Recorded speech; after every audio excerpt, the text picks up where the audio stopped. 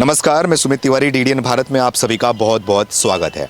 इस समय हम पड़पड़गंज विधानसभा में आप पहुंचे हैं। लगातार हर विधानसभा में जाते हैं, लोगों से बातचीत करते हैं और आपको ये बताने की कोशिश करते हैं कि दिल्ली में क्या लग रहा है, किसका माहौल है और 10 सालों में जो केजरीवाल ने काम किया उसके का बलबूते क्या लग रहा है, इस बार किसकी सरकार या केजरीवाल फिर से रिपीट करेंगे या फिर परिवर्तन होगा। इन्हीं सारे मुद्दों पर हम लोगों से बातचीत करते हैं। तो आइए, लोग हमारे साथ में मौजूद हैं, इनसे हम बातचीत करने की कोशिश करते हैं। सबसे पहले आपसे बात करूंगा मैं, क्या नाम है आपका? मोहन पाठक।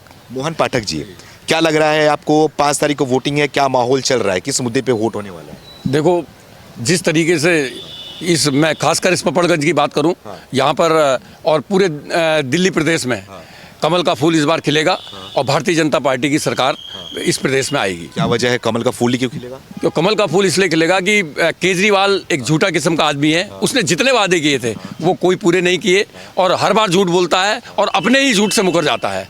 और इस बार जनता ने उसको सबक सिखाने का सोच लिया है और जनता ने मन बना लिया है। और इसी डर के कारण जो सिसोदिया, जो पिछली बार पड़पड़गंज में रविंद्र नेगी जी के खिलाफ चुनाव लड़े थे, वो पहले ही अपनी हार को स्वीकार कर चुके और यहाँ से भाग खड़े हुए और उन्होंने अपनी जगह कोई दूसरा कैंडिडेट यहाँ पर छोड़ा है जिसका कहीं अता पता नहीं है। और सारी पड़पड़गंज की जनता रविंद्र नेगी के साथ है और प्रदेश की जनता भी भारतीय जनता पार्टी के साथ है और कमल के फूल में इस बार बहुत भारी मतों से वोटिंग होगी।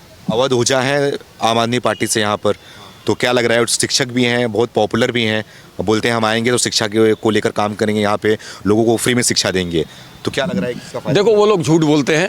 आपने अभी तक जितनी बार देखा, जो अपने गुरु से ही झूठ बोला वो, और अपने गुरु को छोड़कर जब यहाँ पर आकर जिस तरीके से उसने शराब के माध्यम से और भ्रष्टाचार के माध्यम से जिस तरीके से दिल्ली का माहौल ख़राब किया, आज जनता बहुत त्रस्त है और जनता उनको सबक सिखाने के लिए पूरी तरीके से तैयार है। अच्छा, हाँ जी।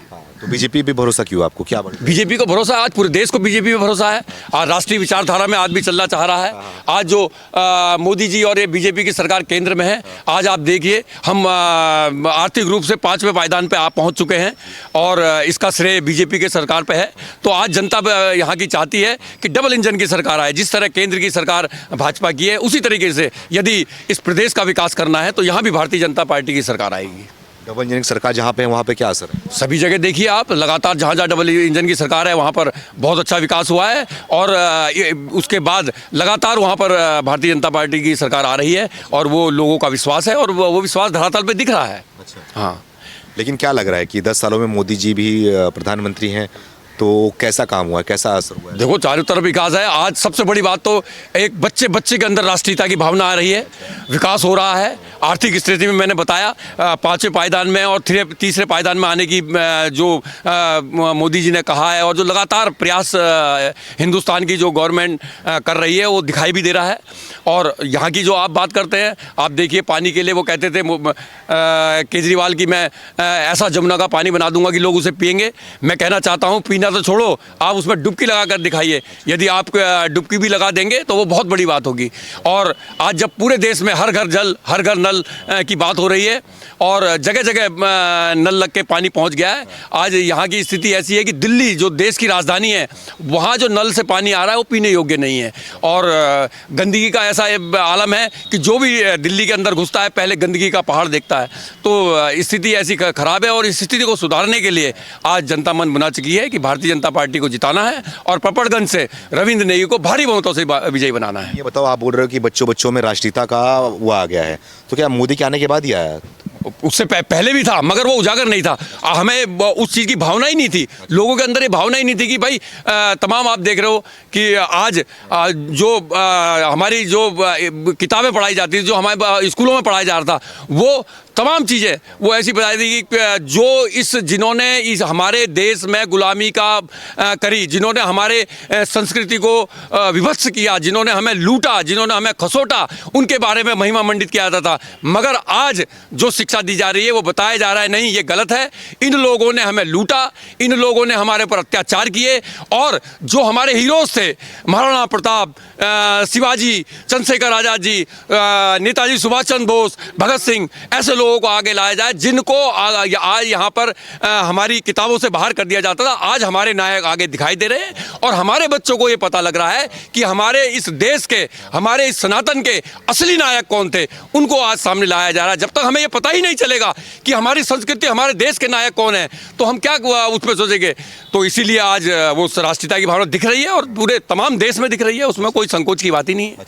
हाँ जी। तो मोदी में ऐसा क्या है कि लगातार उनका जो फॉलोइंग है वो बढ़ते जा रहा है, काम करने की जो उनकी वो है, क्या पसंद आ रहा है लोगों को? देखो, राष्ट्रीयता की भावना और देश के लिए मर मिटने की भावना और हर सांस, हर लम्हा देश के लिए जीना और पूरी तरीके से देश के लिए काम करना, देश के भविष्य के लिए काम करना। कोई भ्रष्टाचार नहीं, ना ऐसे कोई कि कुछ खाली अपनी राजनीति के लिए ऐसे इख्तियार करना कि जिससे देश को नुकसान हो, ऐसा कुछ नहीं। आज पूरी तरीके से देश सुरक्षित हाथों में है और वो दिख भी रहा है। वो तो हर नेता में होता है, हर नेता नहीं, मेरी कब सुरक्षित आता?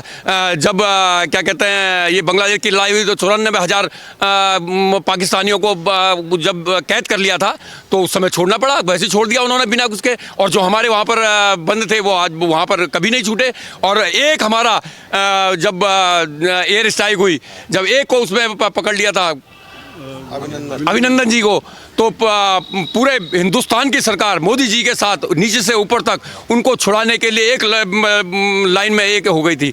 तो वो भावना जो है वो आज दिख रही है। ये भावना आज हमारे देश की सेना में भी दिख रही है और जनता में भी दिख रही है और बच्चा बच्चा राम के नाम पर मरने को तैयार है।